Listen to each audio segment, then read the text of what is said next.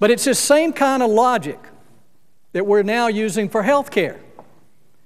We're saying we have a crisis in health care, so therefore the government needs to get more involved and to take over various aspects of the health care industry, such as was just described by my colleague from New York.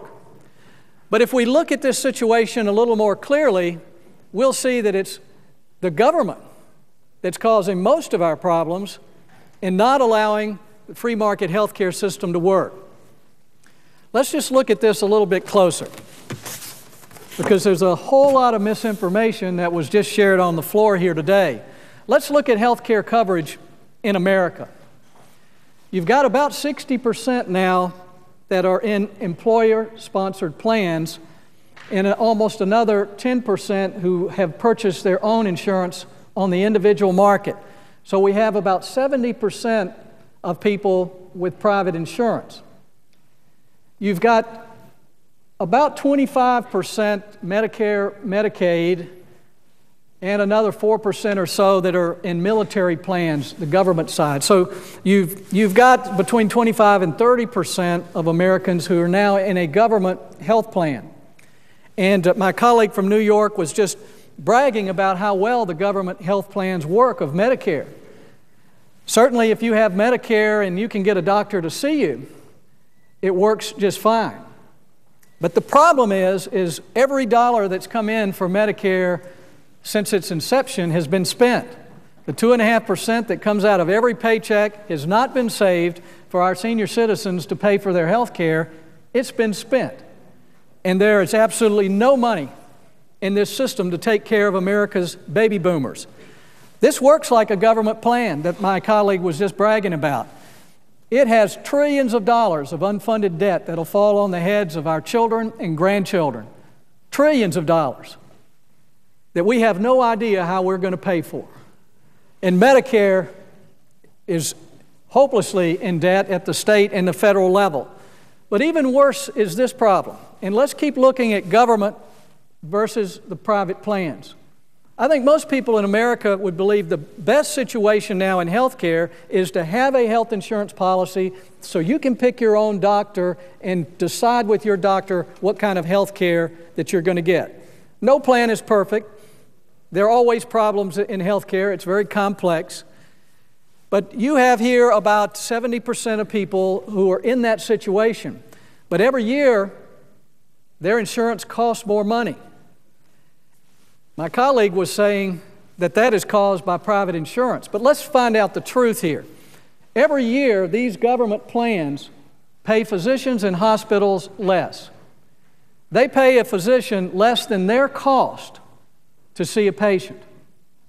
And I have doctors I know back in South Carolina in rural areas, they have to close their practice to new Medicare and Medicaid patients because once over 60% of their patients are Medicare or Medicaid, they can no longer make a living. And that's happening all over the country, but you know how these costs are picked up. That the hospitals and doctors who take Medicare and Medicaid have to charge private insurers more money every year because every year the government pays doctors less.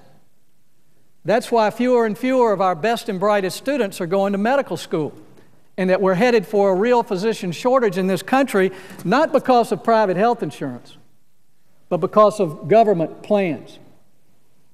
We've got about 16% who have no coverage in our country today. Those are the ones that we say we're concerned with right now. The government requires hospitals to provide them service whether they have any insurance or money anyway. And where do these costs go? They're transferred to those who have private insurance.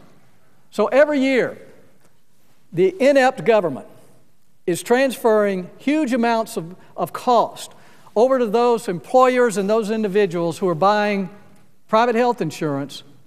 And now my colleagues are trying to say, this is what's failing us.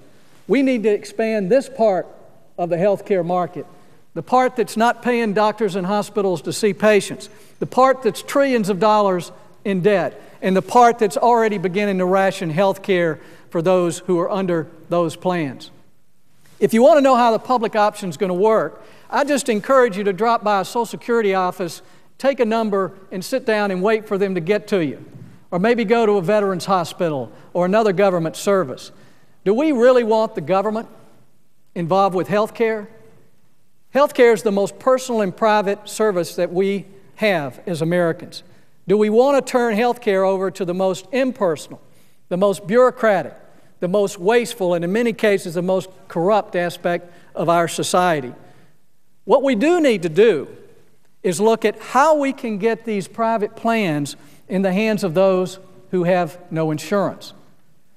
That is something that we can do, and we can do it for a lot less than the current administration is talking about. But before we talk about how we're going to get these insured, let's look at who they are, because this is being misrepresented to exaggerate the problem, to create a crisis so that we can justify another government takeover over another area of our economy. We say we have about 46 million uninsured in America. Here's how that breaks down. You've got about 6.4 million who actually have Medicaid today, but they're undercounted in the census. This has been proved, and we know it to be true. We've got another 4.3 million who are eligible for Medicaid or S-CHIP or another government program, but they just hadn't signed up for it. We need to make more of an effort to get people to sign up for the programs they're eligible for. You've got about 9.3 who are non-citizens. Many of those are illegal in this country, and the taxpayer should not be paying for their health care. We've got about 10% who have incomes of 300% or more over poverty, and they're just not buying health care. And I've had some of those work for me when I was in business. I would offer to pay for most of their insurance. I pay $500 a month, they pay $50, and some people turn it down because they don't want to pay $50. They're just some people who don't want to buy insurance. We've got some young people between 18 and 34 years old without insurance, and we've got 10.6 million who are uninsured. And if we look at this, at least half of these should not be subsidized by any type of government plan. That are not already eligible for a plan or not citizens of our country. We could look at 20 to 25 million. Now, I want to make clear that if there's one person in America who doesn't have access to good health care, that is a crisis to them. And we need to do everything we can to make sure that we are fair and that affordable health care policies are available to every American. That's my goal. That's the goal of the Republican Party. And this afternoon, as a matter of fact, I'm going to introduce a plan that will solve the problem at a fraction of the cost of what the Democrats and President Obama are proposing.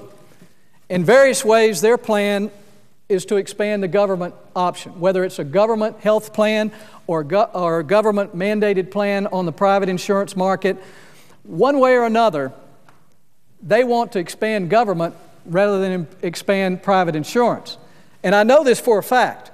This is my 5th year in the Senate. I've introduced a lot of resolutions that would help these people get insurance. And every time my Democrat colleagues have voted it down. We've had proposals for association health plans that would allow small businesses to come together and buy insurance at a lower price to offer their employees. They voted it down.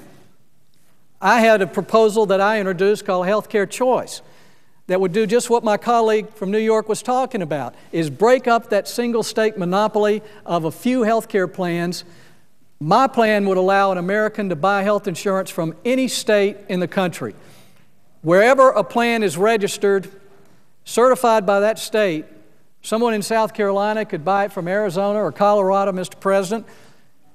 And that's how most industries work in America. If I want to go across the line and buy a car in North Carolina, I'm not prohibited to do that. But I can't do it if it's a health insurance plan. So we allow these quasi-monopolies to develop in every state. But I've introduced a plan that would allow Americans the freedom to buy health insurance from any state in the country, and to a person, the Democrats voted it down.